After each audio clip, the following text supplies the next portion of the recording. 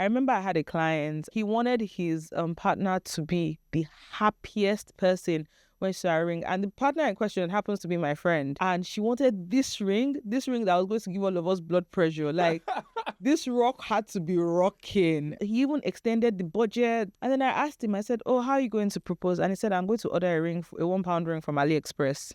And I'm going to propose with that. And then see her reaction before I give her the actual ring. I said, don't do that.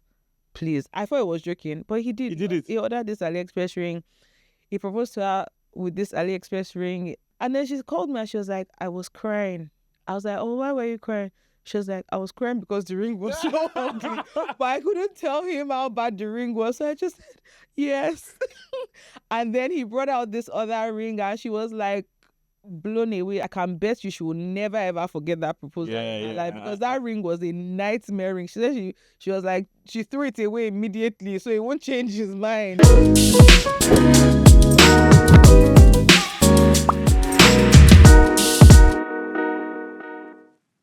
Welcome to Twirls and Tuxedos. It's your boy, Mr. Effective, right here. Today, we're talking about buying rings. And as a man who has bought a ring himself, you might think it's very simple, but actually there's so much to think about. Clarity, shape, VVS, SI, and so much more.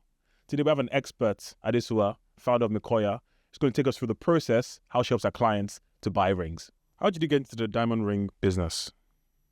Okay, that's actually a very interesting question. So it started off with me sourcing my ring. Okay. Yeah. So I remember when it was time, I guess it was time for my partner to propose and, pop the question. You kind of had to have those conversations. So you found the ring for him? Yeah. I sketched the ring for him. But we had found like a similar ring with like one of this like London jewelers, and it was like £21,000, which was completely out of budget for him. So I remember showing it to him and I was like, I'm not compromising. It's either you get me this £21,000 ring, or you guess I put my flick to it and get me something similar. And it was just like you're having a laugh. So we had a lot of back and forth about it. And then I started exploring the diamond space. I took courses on GIA. Oh, wow. I started speaking. What was GIA, just for the... So GIA is Gemological Institute of America. Mm-hmm. They're a certifying body for diamonds and precious stones. And they're who I would call the most credible, certifying body in the world right now. There's IGI, the other ones, which is International Gemological Institute. Mm-hmm. But I work more with GIA because that was where the basis of my learning started. And they do stuff for kids as well, which is quite interesting. Okay. From, I think, age 4. Okay, what learning? For kids about gems. So, yeah, so I started with GIA. I started reading up about forces, quartz, carat, clarity, color. And then I started to go into depths of things like artificially infused diamonds and all those sort of things. And then I started speaking to suppliers around the world, like diamond jewelers around the world. For your own ring? My own Okay, ring. Okay, interesting. And then I narrowed it down to 4 jewelers. I negotiated the price with them. I did a pencil sketch of what I wanted, shared it with them. And I gave them my husband's name and said, this person is going to come to you and buy this ring at this price. And I gave him the piece of paper and I gave him sort of the different attributes of the different diamonds that I'd seen. And I just told him to go and shop. Interesting. So he had like a wide range because I think the budget, he didn't give me like a fixed budget, but it was like no more than 6K or something like that. And I remember starting from like 3.5K. This is the ring. 4K, this is the ring. 5K, this is the ring, all the way to 6K. So I was just like, whatever you give me at this point, at least I know I get what I want. And yeah, I got And what's the name of your business so the viewers can know? So my business is called Mikoya. So Mikoya was officially launched in 1st of April 2023. Mm-hmm. But prior to that, I'd been in the diamond space for about 7 years. Like just doing it as a hobby. Yeah, for friends, family, friends of friends, that kind of thing. I think I was a beneficiary of the friends of friends. Friends, actually. I say friends because we met outside the club. Yeah. And I was helping a friend with tickets, and you offered to help me. Yeah. Scan tickets, and then we just kept in touch. Just go on. And then you told me you're into diamonds and all that sort of stuff. And when I was getting married, I reached out to you because I remember, as a guy, I was clueless about what to do. You know, I didn't know about carats. I didn't know about Shape. shapes. I didn't know about all sorts. And then obviously you took me through that knowledge. So when would you say there was the first time you did consulting? I don't want to. I don't not when you started the business, but you know, when would you say was the first time you did consulting? You spoke to somebody about diamonds that was more like business, but maybe it was still a hobby during that transition. I think that's a very interesting question. So I think the first person I spoke to about diamonds already had a ring, and it was a friend, and she came to me and she was like, "Oh, I noticed my ring is going grey, like it's looking a bit grey." So I looked at the stone and I was like, "I can't tell you why, but I won't tell you why." Oh, because give us the tea. Because I knew exactly what was wrong with the ring, right? So what people don't know is when you don't do your research, and a lot of men obviously don't know the market, unfortunately. And the diamond market is not regulated. So it makes it really difficult for people to shop. And unfortunately, what had happened to them was, I think they wanted a yellow diamond from recollection, but the jeweler had sold them a defective white diamond. Ooh, that looked yellow. And the jeweler had used acid to artificially infuse the diamonds to make it look nice upon initial glance. So when you put on that white light and they've polished it, it looks really good. But over time, when they started using the stone, it started looking a bit dull and grey and cloudy. And that was what had happened to the stone of the said person. Obviously, I didn't say it to them, but that was kind of my first official test. And then from there, I started getting people asking me about typical forces. But I started doing a bit more education. There's more you need to think about beyond forces, because forces is the bare minimum. There's, okay, if I'm not going with GIA, is it artificially infused? Because other certifying bodies certify artificially infused stones. So there was just a lot of like talking to people and just helping them select the right stone, right? But I think the first person I remember kind of speaking to about like consulting from a consulting perspective was this friend. And I remember I was sitting down and researching together how to make this stone come back to life, and home remedies like using what's this thing they use for baking? Carbonated soda, carbonated soda to clean the ring and all these sort of things. But really and truly, the problem was with the stone. So there was nothing we were doing that would make it last. And like a diamond should, like, irrespective of what you use to clean, it should just maintain its brilliance, like irrespective. But yeah. And so did you have to like get another ring, essentially another ring, or? I don't think she did, but I think. Yeah, I don't think she did. I think she just kind of lived with it because it was a very expensive ring. It wasn't cheap. So I think she just kind of accepted what she had and just, lived with it. Because men will usually go and buy the ring. Yeah. And unfortunately, we don't know much. Just speaking from my own perspective, we don't know much. We don't know anything. And for me, luckily I had you, so you did all the hard work. Yeah. If I remember correctly, for a very, very next to nothing price, because I remember you told me to go look for the shape. Yeah. You told me to go look for the type of setting she wanted. You told me to go look for a ring size. I didn't know that was only thing. I thought it was a one size fits all.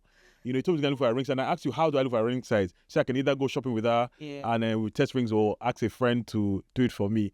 All those things. When I found out that, obviously I know the shape she wanted, I think she wanted a pear shape, if I remember correctly.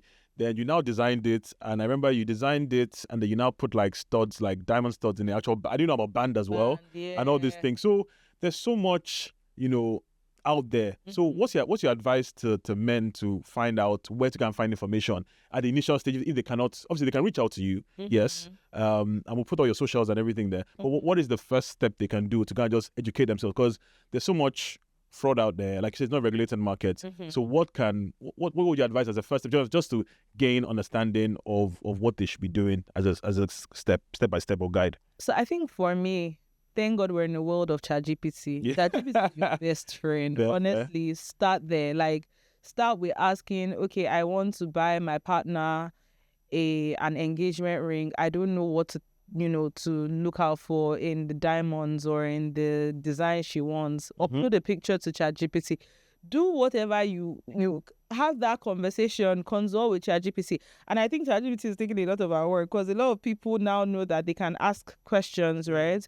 So I think now that we have ChatGPT, we have something that can streamline information for you. So things like AI tools, Gemini, ChatGPT, obviously really, really help. I think also do a bit of research, go into stores. So for me, even when I started this journey, the first thing I'll do is I'll go and sit in shops for hours, speaking to like sales advisors, asking them questions as if I was ready to buy a ring right now. But really and truly, I just wanted information. And these people are willing to give you that information. They're trying to sell you jewelry, right? And then I think another thing men need to do is take their time. I find that a lot of men is like men have like this deadline hard dates that they all want to propose, right? And then they give themselves, oh, I need the ring in like 6 to 8 weeks. It's usually 6 to 8 weeks. That is like a very common time frame I hear a lot of, and they haven't done any research. So give yourself time, like build up to that information. So months, years, whatever you need to just slowly start getting a bit of knowledge about it. And I also say, if you know any females that is already engaged or has already been on the journey, probably ask them questions as well. Yeah. Because women are obsessed with them. They already know. They know the cuts, everything. Everything they want about. Yeah. But that's very interesting because I was going to go talk about pressure next. Men feeling the pressure and why that is. And you alluded to something there. I mean, I'm going to talk my journey a lot here because I did it with you. I think I had I gave it like months because I remember we started maybe like in February, and then we were initially going to get it from New York, and then you now found out a better alternative in Dubai. Then I flew to Dubai. I have a video of it and I can actually put it on the podcast. Yeah. Flew to Dubai and I was talking to you on the phone. I'm like, is this thing real? Is it the right person? Do you know this lady? Taking a picture, showing you everything as we're going along. So the pressure is there because you want to get it right. You want to, because I feel like the ring is the first step into your marriage. In the sense that you don't want to get the wrong ring for a woman. It's not a great way to start. So let's talk about pressure and why there's a lot of pressure on men.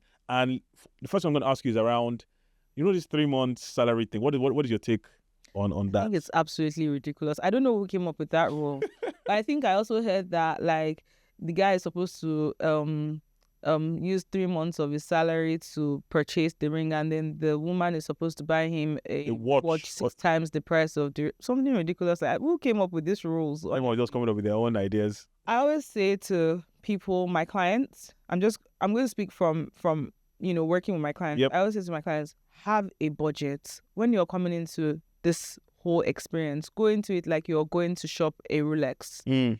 Have a budget. Know your numbers. Like, know the number that is your absolute maximum. Know the number that is your absolute minimum. Have a budget. Don't put yourself under unnecessary pressure. Know what you can afford. Know what you can do. And give yourself time. So one thing, like my business partner and I always talk about is people know their partners. Like, your wife to be or your partner to be or your missus, right? And prepare yourself ahead. So if you know she likes something grand and really, really like flashy, plan it out. Plan yourself, give yourself time to save, plan your finances, have conversations about it. I think men shy away from having honest conversations with their partners. They're so focused on this expectation that she has, as opposed to just really having that conversation of, okay, this is, like I said to you, I use myself as an example. My husband told me straight away, 21K is not my budget. We have other commitments. We have houses to buy. Like, 21K is an absolutely ridiculous price, at least to him, for a ring. To me, it seemed fine. To him, it wasn't working. So have those conversations, those honest conversations, and set yourself a budget. And I think that way your partner knows what to expect. Yes. You manage her expectations, and you also know what to expect too. Knowing what to expect. No, absolutely. And do you think social media has made it a lot difficult now? Because obviously, everyone is showing that rock. Or it's not a stone, it's a rock. Whatever. I don't know. There's a trend they do when they get the ring. So do you think that doesn't help, or that puts pressure on men or even women as well? Because obviously once you get proposed to, you want to show it off immediately. So what do you think social media plays in this one? And how can you combat it as a bride to be or groom to be, or someone that's planning to propose? okay, I think social media has its pros and cons. So yes, there's the pressure of, oh my God, The Rock. I've even heard that people edit the videos of their rings I've heard that too. to put on social media, which I find quite interesting because I'm just like, it's just a ring, but okay. There's a lot of pressure on women. I know as with everything else on social media, right? Um, and but there's also a lot of information. So I think social media is making it easy for men to know even what these rings look like. You know, when somebody says 3 carats these days, I think men are starting to get a cue of what, oh, those big ones, compared to before when I had to literally like invest in like a bunch of stones to show men, Okay, what is what it looks like? a 3 carat would look like versus this is what a 1 carat would look like. So I think social media is, I think there's a big educational piece there that people can leverage on. But in terms of like the pressures, I think it's down to the individual. So with women, I always say there's life after the ring. The proposal. There's life after the proposal. And the same applies to men. Like, there's life after the proposal. I think whoever loves you will genuinely accept whatever you give them. True. That's the way I feel about it. I remember my proposal, and I don't recall even looking at the ring until somebody said, your ring. And I was like, oh, the ring. Okay, yeah. You know, it was more about the moment that we were sharing, and it was just our commitment. Yeah, like take you to the next level. next level. Yeah. So I think people just need to shy away from the pressures of social media. There'll always be pressures on social media, unfortunately, but it's just shying away from that and just being centered, like being grounded and focusing on yourself, focusing on what you guys are sharing in the long term, as opposed to what social media is offering. Absolutely. And let's go into like budget talk. Are there any tricks or tips for people in how to save money in terms of saving on the ring? Let's say, are there any, for example, maybe like there's a country you can go to that is a bit cheaper, or maybe there's alternatives. I heard about lab diamonds are sometimes cheaper. And we're going to talk about lab diamonds in a bit more detail. But are there any, from your experience, ways you can advise men to find ways of saving money from your experience? So, like my company, Mikoya, what we pretty much do is we work with everybody's budget. So we don't say no to any budget. So there are companies like that people can research and find out more about, that are happy to work with what you have to give you the best value for money. But also I always say time. There's this time value over money thing that people always forget about. The more time you give yourself, the more value you get from your money. The more knowledge you've gotten, the more analysis you can and research you can carry out in terms of what does good look like, how much do I want to save. Now, in terms of saving for a ring, I've never felt like a ring should be one of those things that should have a critical shake on your finances when you purchase it. Like, obviously, it will have an impact because for someone special, right? But again, it's back to planning, knowing what you can afford, without going into like financial planning.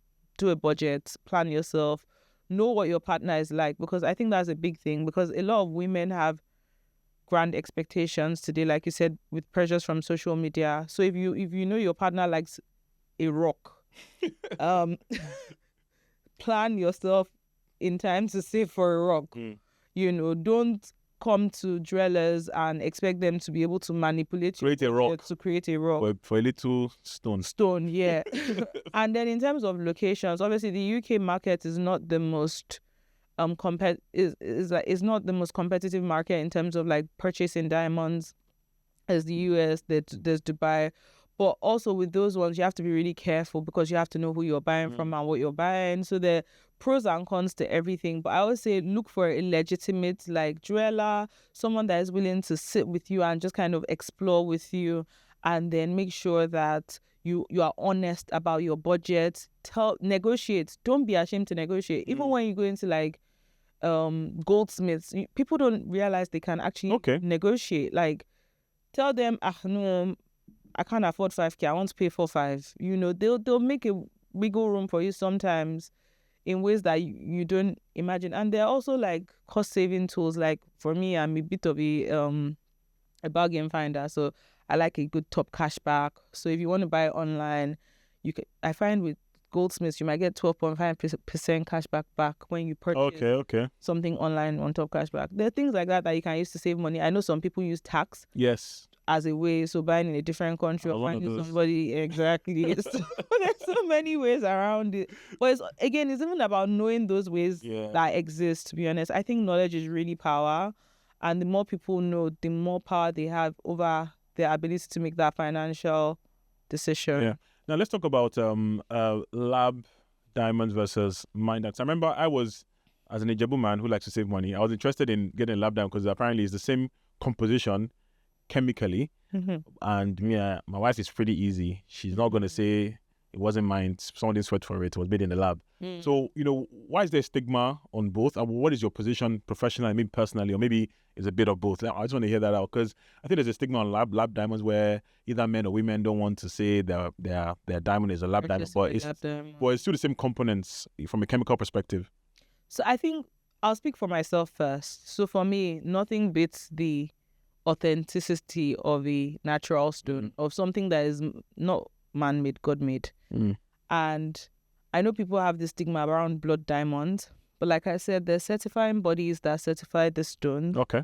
And a lot of certifying bodies are not going to go and certify blood diamonds for their own credibility. Like, these are really big organizations, right? And I know there's a lot of information about lab diamonds coming from Africa. I'm Nigerian, so I'm definitely not one for blood diamonds or whatever. But at the same time, there's also some beauty to the natural effect of lab stones.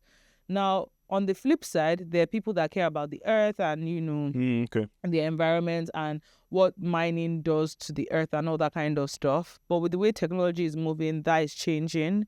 So, again, I still sit on the fence of natural diamonds. It's just the personal preference more than anything else. I think with the influx of lab diamonds into the market, what we're starting to see is a lot of people gravitating more towards labs because they're cheaper. But what people don't realize is the price you're actually paying for a lab diamond is a ripoff, because the margins that these companies are making are absolutely ridiculous compared to the process that you natural diamonds. Lab diamonds, except you're like a sustainability, enthusiast fan, I don't really know why anyone would naturally prefer lab diamonds. They're cheaper. They're a good alternative. I would say they're a good alternative to people who can afford natural diamonds. Do they last as long? Because I know they do. They do. They have similar, like you said, components to natural diamonds. But then again, it's just a preference thing based on individuals. Like, everybody has their own personal preferences. And I think it's good when we start to talk about affordability, because sometimes I get clients that come to me for natural diamonds and they want this rock, and I'm like, look, let's just go lab, because your budget is very much labby. And not natural diamonds. And when you think about the margins, for example, let's use like a 2-carat diamond or a 3-carat diamond as an example. For the quality of diamonds we sell, when you look at a 3-carat natural diamond, you're looking at about 60,000-70,000 pounds. When you look at lab equivalent, you can get it for us for up to like 10 grand. Oh wow! So the margins are the difference is wide. So I always say, at the end of the day, when you think about your typical, guy or woman, most people can afford to just cough out 60 grand on a ring. So it makes sense that people are gravitating more towards lab. But if you're the sort of person that you're looking to create heirlooms, sentiments, and that sort of things, then I'll say think a bit more about natural stones than lab stones. Yeah. What about alternatives to diamonds in terms of like rings? Do you, first of all, do business? Do you do that, or one and two? And what are other alternatives people can actually look at? So we do not do alternative stones, and the reason is sometimes we struggle because the way we run as a business, the way Mikoya runs as a business, every piece we create is different. We've never created two of the same rings, right? And sometimes the creative aspect of the sort of designs that we create for our clients, the stones, we really need to rely on the quality of the stones to stand the test of what we're creating. And we struggle a lot with other stone types like moissanites. For example, I know a lot of people are going out for moissanites. They're significantly cheaper than labs as well. There's cubic. We've never done cubic. Cubic is just everywhere. There's Swarovskis. There are all sorts of like stones out there. There's white topaz, I think. Or yeah, I think white topaz. That's what they call it. I can't remember. But there are different options. But from a production perspective, so what we do as a business is before we even start producing rings for anybody, we try out the stones and experiment by ourselves to say for quality assurance. So the moment we tried moissanites, we had a lot of breakage of the actual moissanites during production. So we decided that moissanite was not something we wanted to continue with. And it's the same with things like emeralds. When we tried emeralds, emeralds are very delicate. In fact, I would say anybody that has like a nice emerald ring, that isn't cracked or broken, your jeweler is the jeweler. Honestly, I'm not even going to try and take credit for stuff I can't do. So those sort of stones are a bit more tricky to work with. So from a production perspective, we just kind of tend to protect ourselves and stay away from that until we have the expertise in-house to be able to work with that. But those are also stones that people can consider.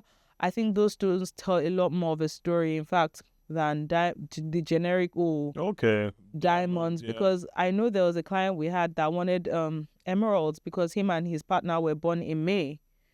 And that's the birthstone for May is emerald. So there's a lot of like sentiments and storytelling, and I enjoy good storytelling.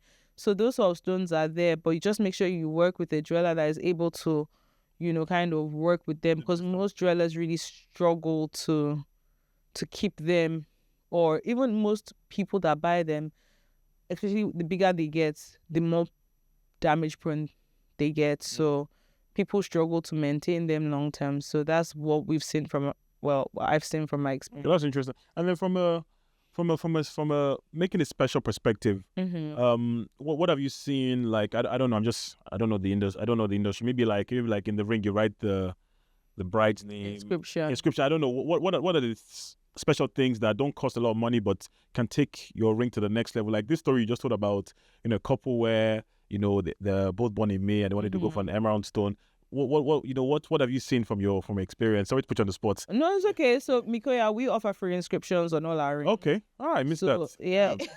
You can still get it done. Okay. Free? Yeah, but for free. We'll talk about that after. Okay. But yeah, we offer free inscriptions for all our rings within like certain character limits, obviously, because there's only so much we can write. I've had somebody ask me to write do not say no more good nights, no more goodbyes, but good nights. I was like, bro, where are we going to write all of this story inside kind of thing? But we did it. We actually did it. We found a way around it. But we did, instead of doing the whole sentence, we said, how about we just use the initial words and then you guys can tell each other that kind of thing. So we do a lot of like inscriptions. A lot of jewelers actually offer inscriptions. Whether they put it out there or not, I do not know. But we definitely let you know that every client is entitled to like free inscriptions on their rings.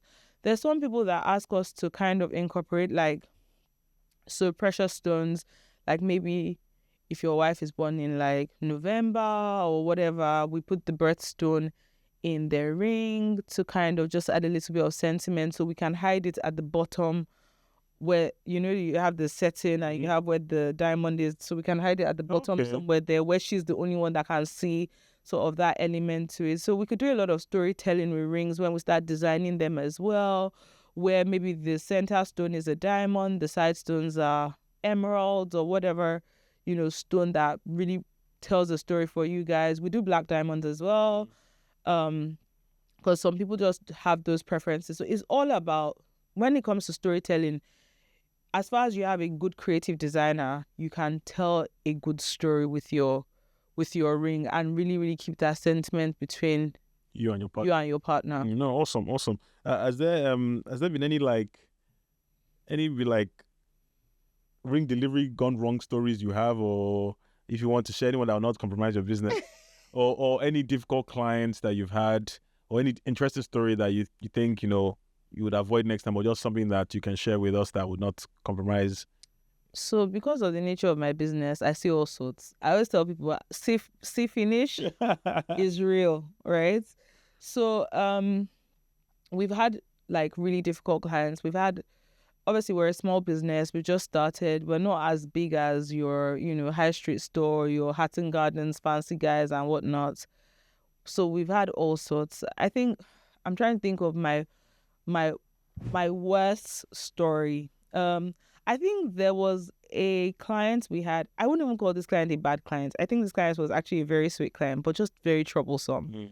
And I remember when we initially started putting the concepts for the rings together, because we have a process, right? So you come, you have an initial consultation with us, it's free. And then after that, if you choose to progress with us, you pay a deposit. And then we have a longer consultation where we start building concepts of what your ring will look like. And so we had gone into concept building, right? Okay, the pictures of what your partner likes. And I was saying, we don't really like to create pictures for us as a business. We like to put our own little twist on it and everything. So I started suggesting ideas of things that we could do to make the ring a bit more personal, not just copy and paste kind of thing. And I remember the person saying, no, do it this way. And we're like, it won't look nice if we do it this way. He was like, no, I'm sure this is what she want. Do it this way. Okay, no problem. So he said we send all the CAD models, all the 3D models, the sketches, everything to the client. The client approves everything. And then we go into production and the ring is ready. And the client sees the ring and is like, I see what you meant. Can we change it now? I honestly thought it was a joke. If I was like, what? What do you mean, can we change it now? And then the guy was like, yeah, but I can kind of see where your vision was going now. Can we go with your option? Obviously, as a new business, we're like, okay, this is going to cost money. Client was like, I don't have, but we maxed my budget. Mm. So we had to sit down because we're very client-centered. Yeah, yes. So we had to sit down as a team. Okay, what can we do for this client? We had to make a whole ring, a brand new ring. Oh, wow. For this client. Wow. So now, I guess that's the lessons learned for you as a business. It is. So do you then obviously have like a disclaimer saying something like... Do you know the funny thing is we had a disclaimer at the time. Fair. But again, like I said, because we're so client-centered, we always try to make our clients happy. But I think what we now do is we always let clients know that, look, when it comes to design, once you approve a design and you are happy for us to go into production with a design, we can't make changes.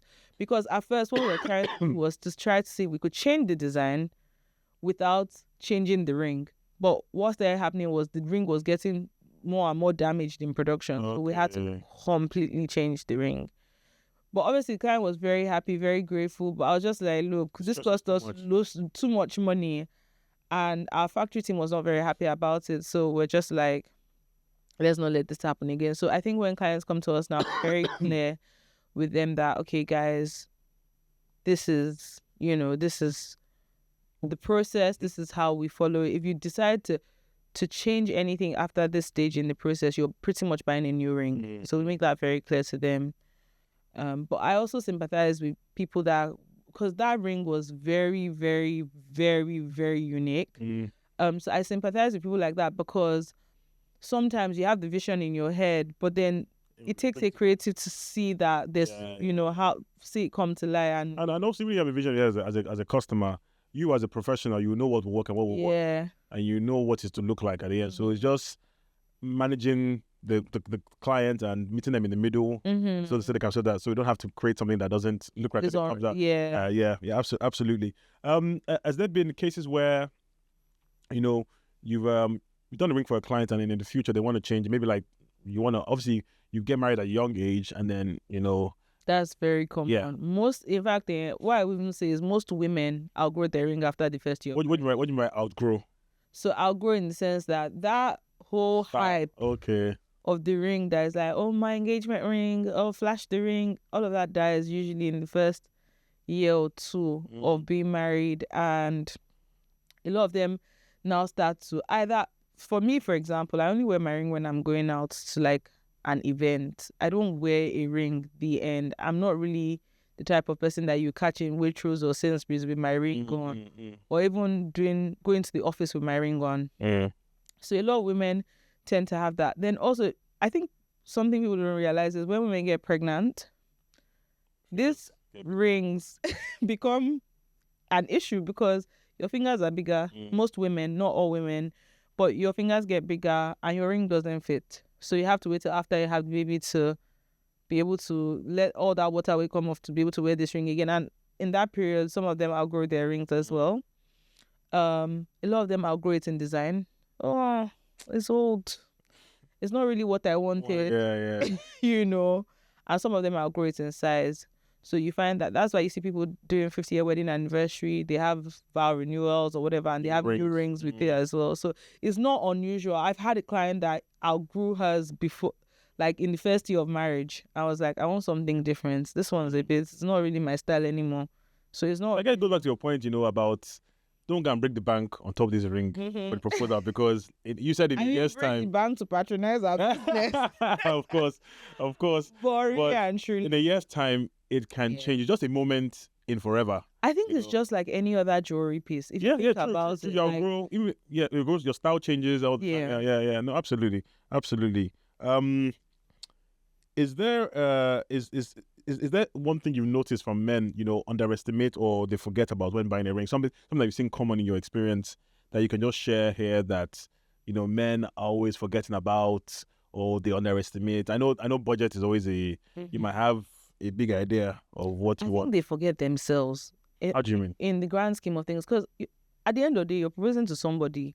There's two of you in the mix. And sometimes I think I always like the male clients that also, like, I remember when you came for your partner's ring, you also thought about yourself, like, oh, I want it to look this way. I want to feel, it's our ring. Like, it's her ring ultimately, but you're the purchaser of the ring. You're with this person. Like, I think men should be a bit more open to being part of that journey. Okay. A lot of them are so fixated on what she wants, so much so that they don't really care about themselves or even their own budget. It's not about their budget anymore. It's about what she wants.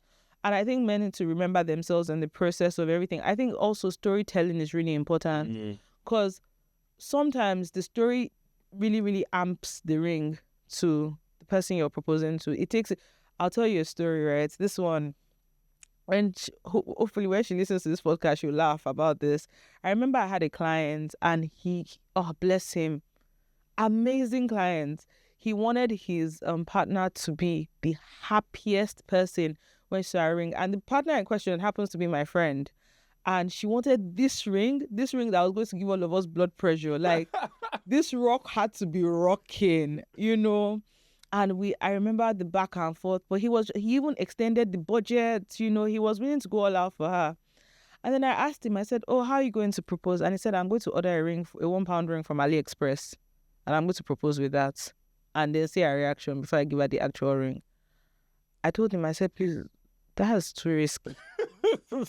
Like, seriously, we're going from a rock to a £1. I said, don't do that, please. I thought he was joking, but he did. He did it. He ordered this AliExpress ring. He proposed to her with this AliExpress ring somewhere in a destination, somewhere that they loved, on the beach. It was really nice. Send me pictures. And then she called me and she was like, I was crying. I was like, oh, why were you crying? She was like, I was crying because the ring was so ugly. But I couldn't tell him how bad the ring was. So I just said, yes. And then he brought out this other ring and she was like blown away. And sometimes just... Did he bring it out in the same proposal or... In the same proposal, but he let her sit with it for a bit. And sometimes a bit of like just bringing yourself into the whole journey sometimes makes it a bit more... I can bet you she will never ever forget that proposal in her life because that ring was a nightmare ring. She said she was like, she threw it away immediately so it won't change his mind, But I think men should bring themselves into the process. Like, tell a story, share your journey. Let's forget about this whole ring obsession and let's focus on meaning behind it. What does it mean to both of you? What's this journey that you guys are starting? What story is it telling? For both of you. Like, for example, I have couples that this same couple, I remember when they wanted to put an inscription on their ring. It was the most complex inscription I had because they wanted their initials with infinity and the initials sat inside the infinity, inside the ring. And I was like, I remember thinking, how are we the ring is so thin, how are we going to fit an infinity, then the inscriptions inside of the infinity, but somehow we made it work because for them it was for life. We're doing this forever, and that's it. So bring yourself into it, bring your own. It doesn't have to be the design of the ring. It can be in form of inscriptions. There was even a couple that I know that I had recently, and I asked the husband, I was like, please, what's the meaning of this word you keep writing in all your rings? And it was like, it means she's more powerful than everyone around her. I was like, well, okay. For me, that one was a bit like, wow, okay. But then for them, that's a story that maybe that's something he loves about her, you know. Yeah. So I think, men, bring yourself into the process. Don't let just buy the ring and carry the ring and go and propose. And that's I think that's very powerful. And I just think my journey, was I involved in the process? I don't think I was. I think you were involved in the process. Really? Okay? The mere fact that you flew all the way to Dubai to pick up that ring, I thought you were joking. Like, I saw a good deal now. For you, it sounded like a good deal, but then for me, what I saw was a sacrifice of a man getting what his partner would love for her. That's cute. I saw something else. I didn't see a good deal because buying a ticket to Dubai is still part of this good deal. To be fair, I was going to Jordan for a wedding, so I just rerouted my trip. So I did Dubai, and then I now went to Jordan. So not the direct route. But I've also seen guys that, you know, even though it's a good deal, they'll say, just reduce the design, like just change it, you know. But for me, I saw a sacrifice. You might not see it that way. Maybe from a man's perspective, it's a bit different. But for me, if somebody told me that my husband flew all the way, I'll be like, yeah, I'm that special. Just for people, my wife is in the. I don't think she even knows the story of the. She's in the back of behind the scenes. She doesn't know the story of the ring. Yeah, I flew to Dubai to go and get your ring. So it was a good deal, and then you worked hard because we were looking at New York initially. Yeah, it didn't work out. And then you saw Dubai, and then. But don't sell it as a good deal story. Like, let her. Okay, yeah, I saw the ring and I was like, this is Ophelia. Also special. I said this is Ophelia. This says Ophelia. I must go there. I bought the next ticket. Yeah, I ran. That's how I'm going to sell this story because she deserves it. Honestly, she does. And when you think of how special your partner is, do you know what? Being in this industry makes me see how much love can make people do things. It's amazing. You see men that typically don't like spending money, you see them spending like me, but you see men I've seen a man have like almost an anxiety attack just because he was so worried how the ring would look. Like, he could not sit down. There was a lot of my clients, you asked about delivery. We've not had a failed delivery because a lot of my clients come to pick up the rings in person. They don't even want you to put it in the post. And I'm like, it's safe, it's fine. We have a relationship with our delivery company, you know. They're like, no. There was a client that waited for me to finish a consultation for 2 hours in the cold for me to be able to go and meet them, to actually just give them. So you see a lot of sacrifices that men that are so mature in front of their women are making behind the scenes. So you're right. Now I think about it, I remember I went to my biggest friend in the group, Dippo. Shout out to Dippo. He's taller than me. So we went to Gans because I didn't know what was going to happen in this diamond shop. I didn't know they're going to steal. And I was carrying cash as well, a lot of cash. Yeah. I paid in cash. So I went to my biggest friend to ensure that, it was the right. And I was calling you. I was sending pictures. Is this right? This is right. My friend even bought a diamond tester with him. He bought for me. He brought diamond tester. We were testing it, making sure that it was legit. I remember saying to you, if I let them deliver to your hotel, you're like, no, I'm going there. We're going there to go and pick it up. Go and look at it ourselves. And pick it up ourselves. Yeah. So, no, actually, I didn't think of that. So I guess that's the involvement and that's the story, we can tell. So let's pivot a little bit. So let's say a woman, your ring has come. You have been proposed to, and it's not what you want. Do you? Your face just changed. I don't know if you have people that come and meet you that this guy messed up, or can you? I don't know. Do you have the experience where you had a client like that, or never the case? I've seen situations like that. It's not unusual, but what usually happens in those sort of situations is, first of all, please, nobody should bring that sort of situation to me. Disclaimer. I don't really care much what goes on in your home. But I have seen like situations whereby maybe the bride or whoever is not, I won't say, usually they're not unhappy about the ring. I think that's where men get it wrong. It might not necessarily, they might not be unhappy about it, but it might be like, oh, it's nice, but it's not really what I wanted. And then they have more of a futuristic approach of where we're doing 5 years, I want to change that kind of thing. But I hardly ever see a case where the babe is like, oh my God, this ring is horrible, I'm not wearing it. It's very, very rare. And I think maybe because of the sort of people I'm surrounded by, a lot of people I'm surrounded by are grounded. Like if you come to me and say, oh, I really don't, I'm just going to be like, please, can you move to the corner? Like, what's the bigger picture? Bigger picture. Yeah. So when I see people that, maybe they say, oh, it's not really what I wanted, then we start to talk about it. And I'm like, look, it's not what you want, but maybe in 5 years' time, in future, you can really get what you want. Or sometimes we even talk about how we can use things like your wedding band to amplify the beauty of your ring. Because people don't realize that, right? Because the engagement ring is just one ring, and a lot of people tend to still have the wedding bands to follow. So you can actually use wedding bands to accentuate the beauty of a wedding ring, change, vamp it up. Do you also do wedding bands too? Okay. I didn't know that. Yeah, so the instances like that where people bring their wedding band into the design element, and you can even use your wedding band to create like a, without going into the complexities of rings, because of there's like a halo, right? Maybe if the diamond is by itself, right, there's something called an halo that sits around the diamond. So for example, if the person has a ring that is just a diamond there and it looks maybe small to her, one of the things I recommend is, why don't you get a wedding band that has a halo, because it will make your ring look naturally almost double the size of if it was just a stone by itself. So there's so many things that from a creative aspect we can even do to, make the engagement ring look even more beautiful without even touching it, just with your wedding band. It's so interesting that I have a story to tell about. I would say the bride wasn't happy about it, but the memo she gave a man was gold. He had I want gold. Okay. Gold. She wanted a gold band. Okay. So he went to overdo the gold. So the band was like, I'm exaggerating, but it was a thick band.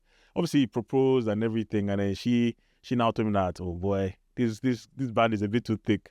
And he was so proactive about it. Asked her what she actually wanted. She showed a picture. Within a couple of days, went to the jeweler, redesigned it. They melted the gold, did what she wanted. The cute thing now, he now created his own band out of that gold that he made initially. So they have a very, very, very special story from that. So his band is made from the gold that he used to make from her ring. So I mean, that works in the instance of gold, because gold is easy to work with. But when diamonds are now in the play, it can't really work like that. No, but she had a diamond on it. So I guess I don't know. It's because the ring was predominantly gold, as opposed to, like, for example, my ring is predominantly diamond. Okay. So it depends on the design of the ring. But I mean, for him, he was happy to go and some men aren't happy to go and cheat. They're like, I give you this, take it, run with it. But I think obviously every relationship is different. Every couple is different. I can tell you for a fact, if I told my husband I didn't like my ring, he's just going to look at me and just be like, that's your problem. And I don't think he means it from a mean place. It's just because I know how much effort he would have put in to even get me to where it is. I think sometimes, this is for the ladies, let's just pretend sometimes to be grateful. We can always change this ring sometimes. Or, like I said, the creative ways that we can use our wedding bands to kind of amp it up and make it look nicer. And that's where, people like us come into play, because that's not something you can commonly do with any jeweler. Like, just come and say, okay, this is my engagement ring, but I want something that will fit it. Absolutely. So just rounding up now. So where can people find you? Where are you based? How can someone has heard this podcast, she's sending it to a man. Where can people find you? Are you on socials? Yes. Email? So tell us where we can find you. So we're on Instagram at Mikoya with a double I, MIIKOYA. We're on Twitter. We're same spelling. We're on Thread. We're on TikTok. I'm sounding a bit off now because I don't manage social media. That's not my area of specialization. I'm just creative director. But we also have a website, www.mikoya.com. And if you go on our website, you can see our journey, our story, how we started. You can even see some of these rings that we talked about today. You can see them on there in our portfolio. But yeah, we operate globally because the company itself was birthed as a result of COVID, when people didn't have shops to go go and buy rings. So we actually operate virtually. We're able to carry out the process with you anywhere in the world and make sure we get your rings across to you. We're not limited in design. We can design anything. As far as it's humanly possible for us to do, we can make any ring and we can create any ring. So if you want to tell a story with your ring, if you want something special, something remotely unique to you and your partner's journey, to you guys, then I think we're the best, sort of people to come to. However, if you just want copy and paste as well, we can also do copy and paste. But please give us just the opportunity to create something special, because every couple is different, every story is different, every journey is different. And for us, the quality of what we produce, we have a quality limits, and we actually turn back clients on quality. That's the only reason I'll turn back a client is on the quality. If it's something that falls out of my quality range, I'll just tell you I can't do it. But our doors are always open. Come, let's have a chat. If you want to have a chat with me, you can have a chat with me. I also have a team of people that are just as experienced, and you can have a chat with either of them, and we're always happy to help. Even if it's just that initial consultation, you can take your time to make a decision and say, okay, whether or not you want to go with us or not. But and the consultation, is it remote, or can you do it virtually? Or it's virtually. Okay. Yeah, so we have a 15 minutes consultation we initially have with everybody, and it's free. You can ask us anything about diamonds, anything about rings. In fact, our website has a very big educational piece on diamonds and rings and setters and bands and anything you can think about. All of the questions that Ife was asking, we actually took it back and we actually made it into like a knowledge bank. Yes, we used it. But yeah, feel free to come to us. We're always happy to help, happy to chat with you. And we're very flexible. That's something I always say to people. Like, even though I say 15 minutes, I can actually sit with you for an hour to just make sure you are happy. It was a hobby, and now you've turned it into a business. So I guess you're passionate about it. Yeah. Absolutely. Well, thank you so much, Adesua. Thanks so much for joining our podcast. And you guys, you heard from the Diamond Guru herself. Hopefully you can reach out to her for your rings, for your bands and all sorts, and she can help you make a fantastic ring. And don't be like me and fly to Dubai to go and get your ring because you're looking for a good deal or you're trying to create a story. Thank you all for joining again, and see you next time.